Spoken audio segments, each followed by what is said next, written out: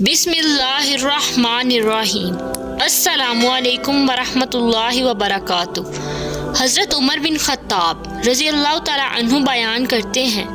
کہ رسول اللہ صلی اللہ علیہ وآلہ وسلم نے ارشاد فرمایا، تمام اعمال کا دار و مدار نیتوں پر ہے۔ ہر شخص کو وہی کچھ ملے گا جو اس نے نیت کی، پس جس شخص کی ہجرت اللہ اور اس کے رسول کی خاطر ہوئی تو اس کی ہجرت اللہ اور اس کے رسول کی خاطر ہے،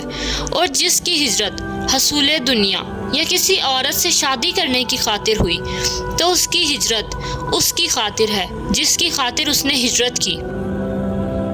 حضرت ابو ہریرہ رضی اللہ تعالی عنہ بیان کرتے ہیں کہ رسول اللہ صلی اللہ علیہ وآلہ وسلم نے ارشاد فرمایا، ایمان کی 70 سے کچھ زائد شاخیں ہیں، ان میں سے سب سے افضل یہ کہنا ہے کہ اللہ کے سوا کوئی معبود برحق نہیں، اور سب سے ادنا یہ ہے کہ راستے سے تکلیف دہ چیز کو ہٹا دینا،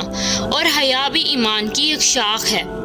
حضرت ابو ہریرہ رضی اللہ تعالی عنہ بیان کرتے ہیں کہ رسول اللہ صلی اللہ علیہ وآلہ وسلم نے ارشاد فرمایا، اس ذات کی قسم جس کے ہاتھ میں محمد صلی اللہ علیہ وآلہ وسلم کی جان ہے، اس امت کے جس یہودی اور عیسائی نے میرے متعلق سن لیا اور پھر وہ مجھ پر اتارے گئے دین اور شریعت پر ایمان لائے بغیر فوت ہو جائے تو وہ جہنمی ہے۔